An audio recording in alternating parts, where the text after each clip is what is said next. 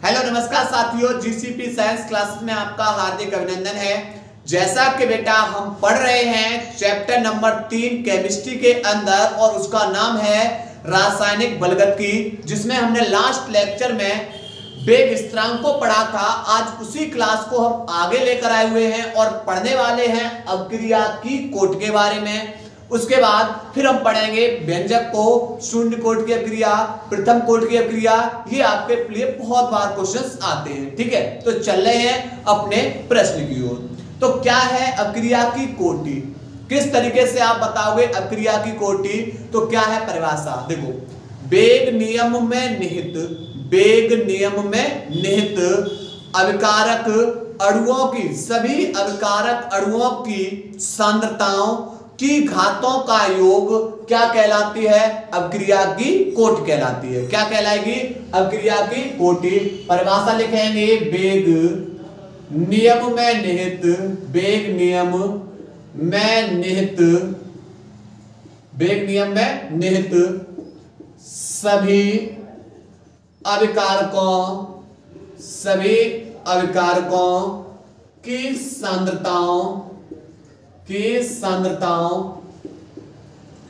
की घातों का योग, की घातों का योग क्या कहलाएगा बेटा? आप बोलोगे अभिक्रिया, अभिक्रिया की कोटि कहलाती है। अभिक्रिया की कोटि कहलाती है। क्या कहलाएगी? अभिक्रिया की कोटि कहलाती है। क्लियर? अब बात करेंगे जो अभिक्रिया का वेग होता है वह, मान लिया एक अभिक्रिया है A प्लस B और तीर के बाद क्या बना रहे बेटा? उत्पाद बना रहे हैं। तो जो यहां पर अभिकारक अणु कौन कौन से? तो आप बोलोगे A और B। तो इनकी जो भी सांद्रताएं होंगी, इनकी जो भी सांद्रताएं होंगी, इनकी जो घातें होंगी, मान लिया इसकी घात x और इसकी घात y, तो इनकी घातों का जो योग बनेगा, इनकी घातों का जो योग बनेगा, यही क्या बनेगा? अभिक्रिया की कोटि, अभिक्रिया की कोटि। मान लिया कि यहां पर बेटा अब घातें, इनकी घातों का योग अगर शून्य हुआ तो आप बोलोगे शून्य कोटि की अभिक्रिया। अगर इनकी घातों का योग 1 हुआ तो आप बोलोगे प्रथम कोटि की अभिक्रिया।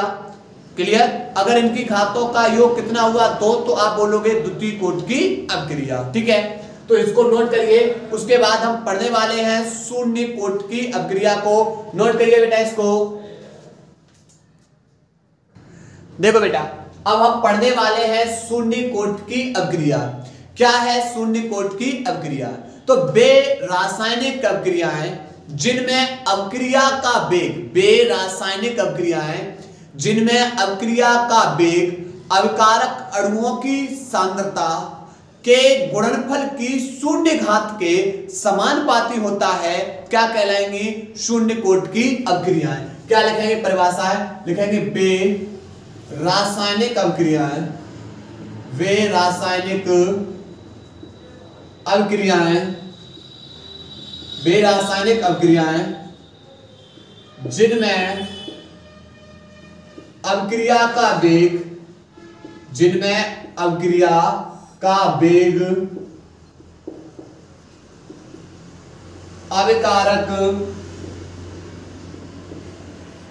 अणुओं की सांद्रताओं, की सांद्रताओं के गुणनफल, सांद्रताओं के गुणनफल की शून्य घात, शून्य घात के समानुपाती होता है, शून्य घात के समानुपाती होता है। कौन सी अभिक्रिया बेटा कहलाएंगी? आप बोलोगे शून्य कोटि, शून्य कोटि की अभिक्रिया कहलाती है, शून्य कोटि की अभिक्रिया कहलाती है। क्लियर?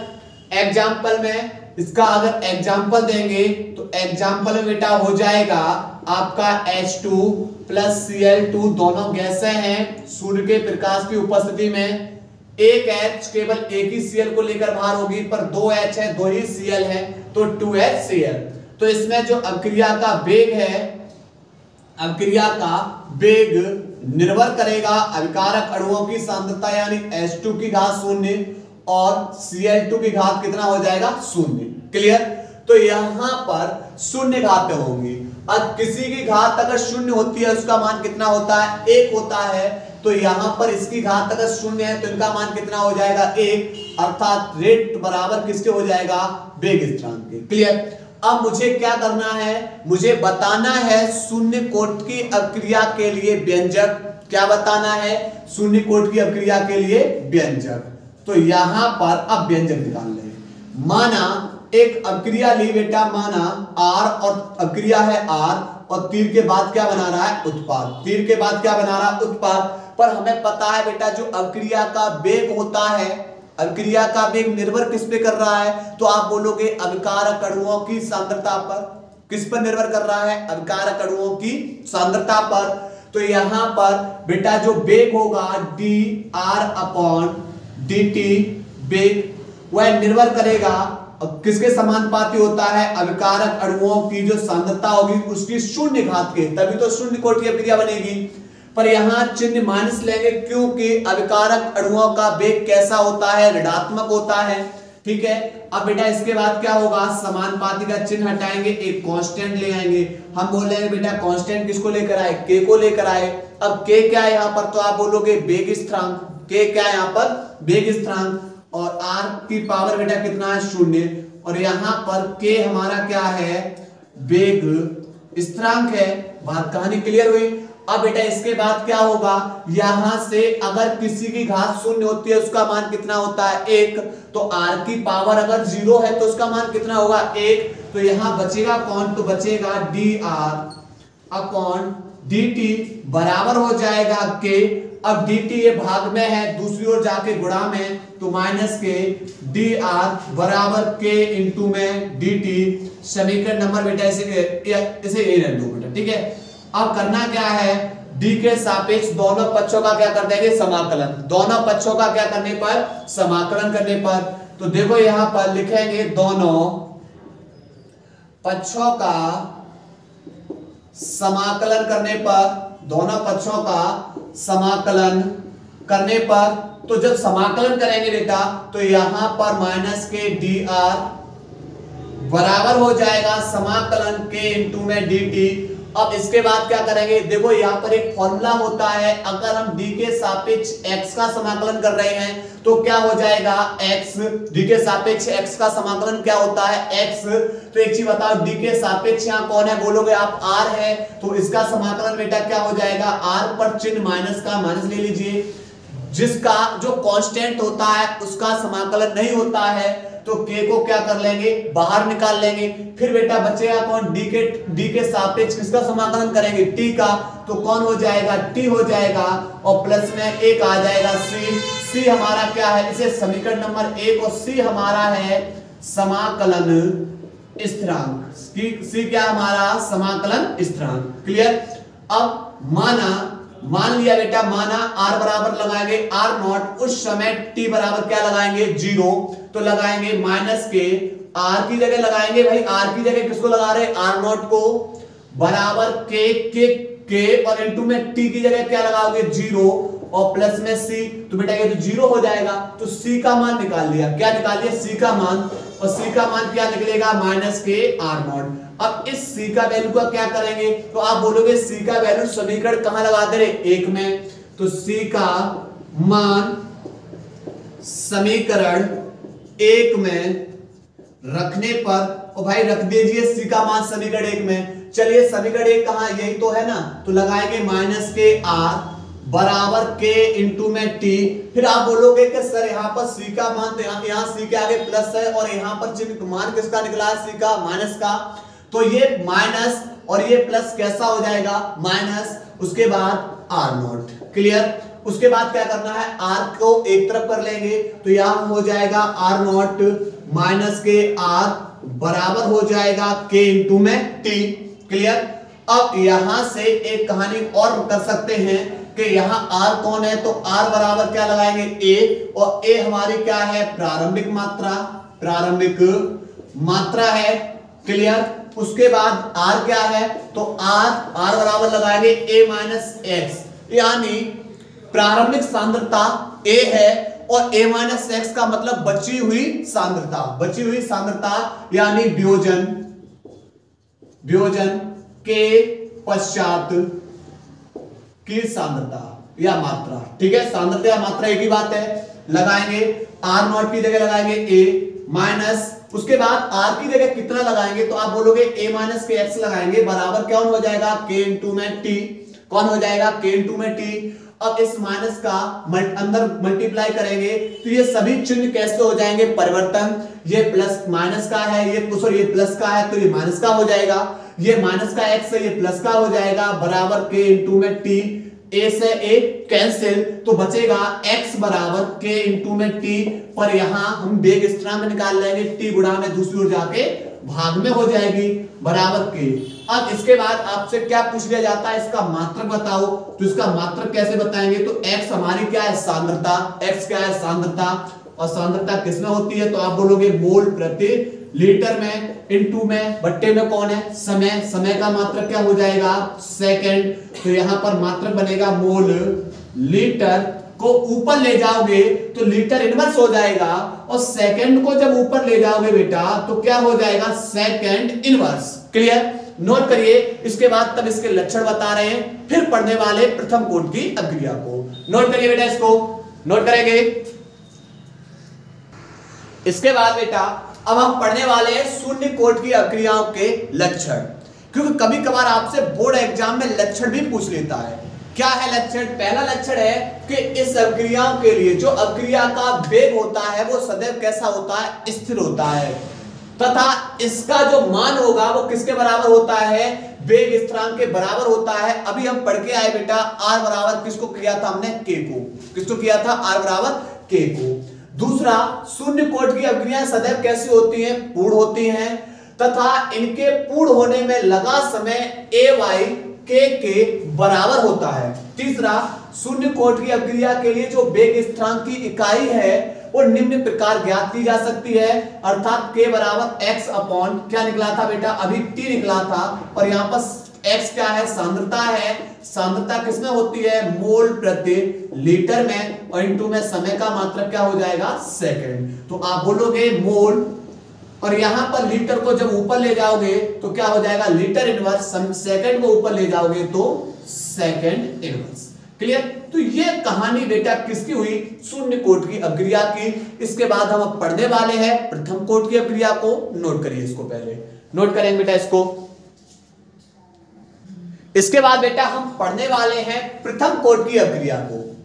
क्या है प्रथम कोट की अभिक्रिया, जिस तरीके से हमने शून्य कोट की अभिक्रिया की परिभाषा दी ऐसे इसमें परिभाषा देंगे। क्या है प्रथम कोट की अभिक्रिया, वे रासायनिक अभिक्रियाएं जिनमें अभिक्रिया का वेग, वे रासायनिक अभिक्रियाएं जिनमें अभिक्रिया का वेग अभिकारक अणुओं की सांद्रता की प्रथम घात के कैसा होती है, समानुपाती होती है। कौन सी अभिक्रिया कहलाएगी, प्रथम कोट की अभिक्रिया कहलाती है। परिभाषा लिखेंगे वे रासायनिक अभिक्रियाएं, वे रासायनिक अभिक्रियाएं जिनमें अभिक्रिया का वेग, जिनमें अभिक्रिया का वेग अभिकारक अणुओं की सांद्रताओं के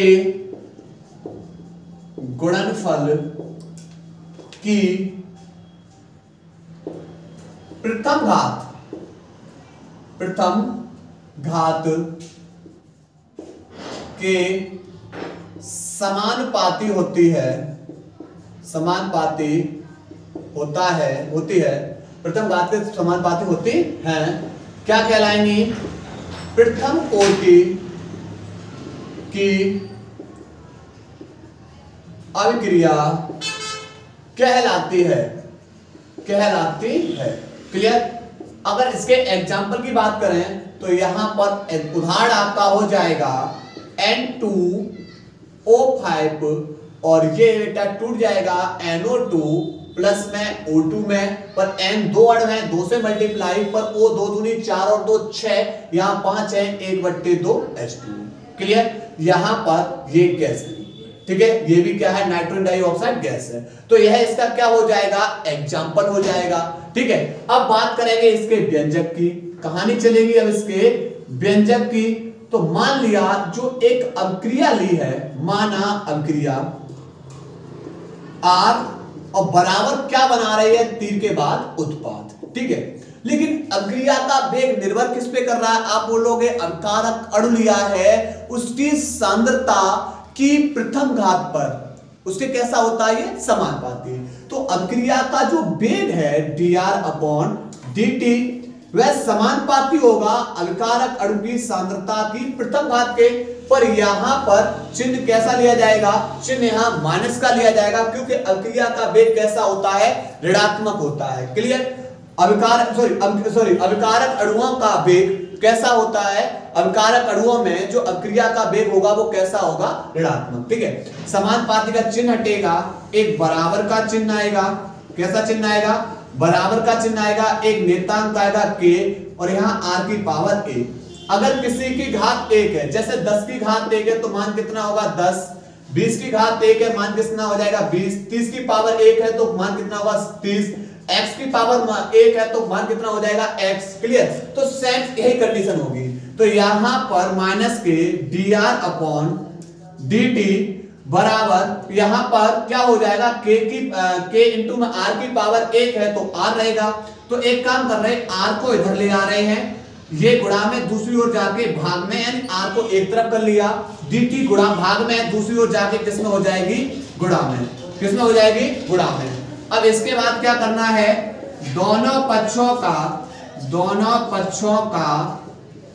समाकलन करने पर, दोनों पक्षों का क्या करेंगे, समाकलन करेंगे। जब समाकलन करेंगे तो माइनस के dR/r बराबर हो जाएगा समाकलन k इंटू में dt। अब क्या करेंगे, समाकलन। ठीक है, अब देखो यहां पर एक फॉर्मूला होता है, जब d के सापेक्ष dx/x समाकलन करेंगे तो इसका फॉर्मूला होता है ln x। क्लियर? तो यहां पर क्या हो जाएगा, यहां पर dR/r तो ln और यहां कौन आ जाएगा r, पर इसके आगे चिन्ह लगा हुआ है माइनस का, तो माइनस का लगाएंगे, बराबर k तो नेतांक है बाहर निकाल लेंगे, पर d के सापेक्ष t का समाकलन कौन हो जाएगा t, और प्लस में एक समाकलन स्थिरांक आएगा c। ये कौन है, हमारा समाकलन स्थिरांक। कौन है, समाकलन स्थिरांक है। अब करना क्या है, माना फिर से वही कहानी कि माना r बराबर क्या लगाना, r0, और उस समय t बराबर क्या लगा देना है, 0।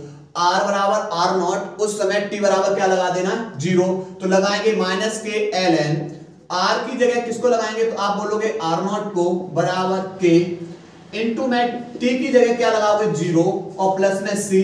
तो ये तो 0 हो गया, तो c का मान निकल आएगा माइनस के ln r0। ठीक है, अब क्या करना है, यहां पर इस c का मान कहां लगा देना है, समीकरण 1 में। तो c का मान समीकरण 1 में रखने पर, c का मान समीकरण 1 में रखने पर, तो यहां पर ये माइनस का मान है और ये यहां पर क्या है, ये प्लस है, तो यहां कैसा हो जाएगा, माइनस। तो ln r बराबर k इंटू में t प्लस माइनस कैसा हो जाएगा, माइनस ln r0। क्या हो जाएगा, r0।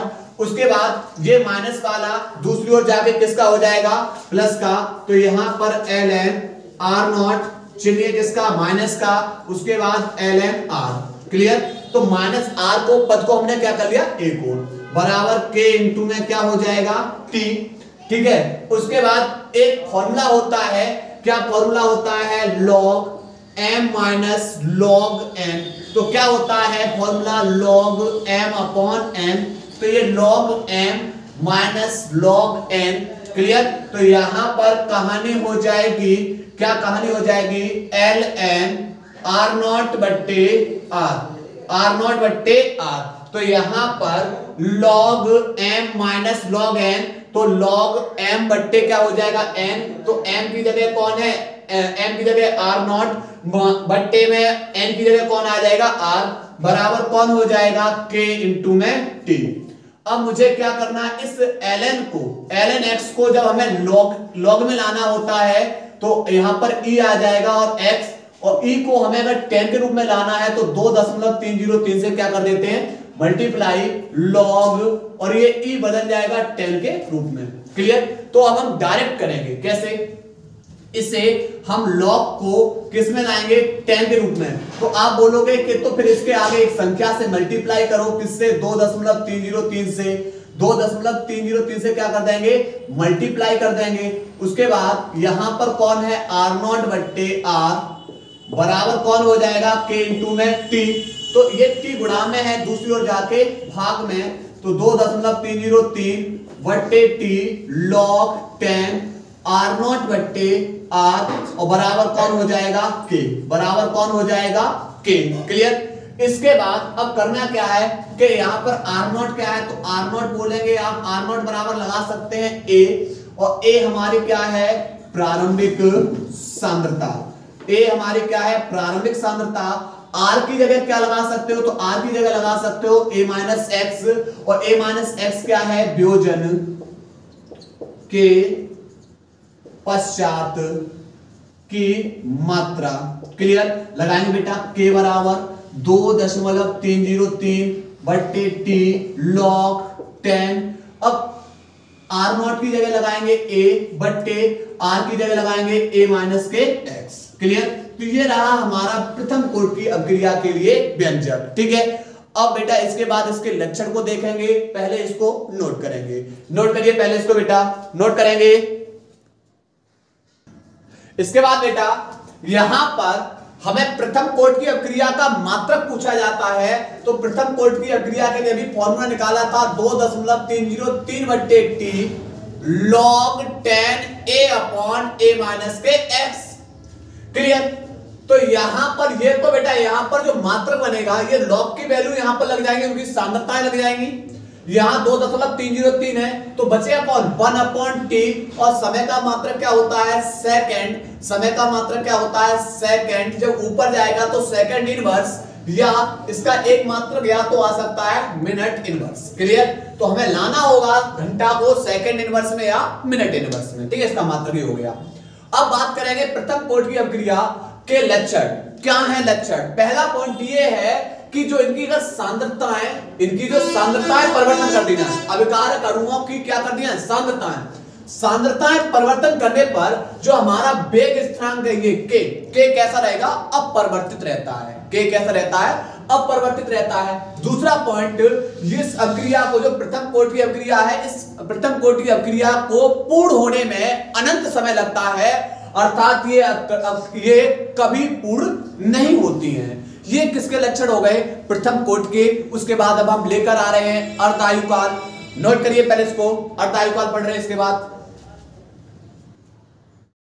इसके बाद बेटा हम पढ़ने वाले हैं अर्धायुकाल को, किस तरीके से अपक्रिया का अर्धायुकाल निकालते हैं, यानी समय आधा। अर्धायुकाल का मतलब आधा समय किसका, प्रारंभिक मात्रा का समय। देखो मान लिया प्रथम कोटि की अपक्रिया है 2.303 बट्टे t log 10 a upon a minus के x।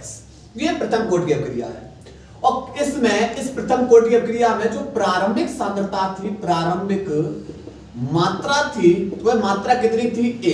प्रारंभिक मात्रा क्या है, a है।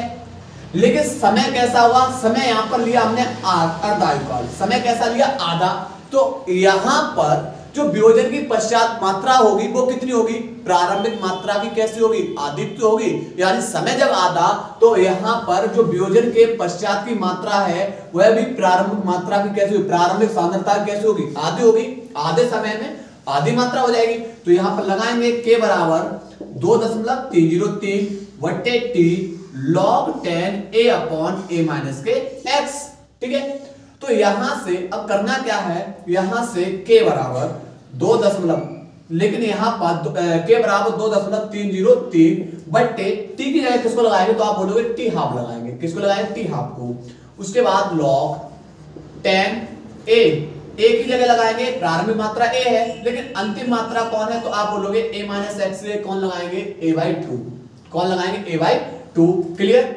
तो यहां पर अब a से तो a कैंसिल, 2 को ऊपर भेज देंगे तो 2.303 बट्टे t 1/2 और log कितना हो जाएगा log 10 2।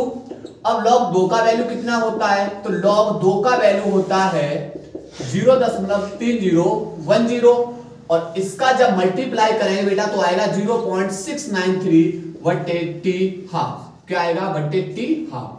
क्लियर। और वेग स्थिरांक का मात्रक क्या होता है, तो ये होता है सेकंड इनवर्स या मिनट इनवर्स। क्लियर। और t हाफ को इधर भेज दोगे तो k किसकी जगह आ जाएगा, t हाफ की जगह।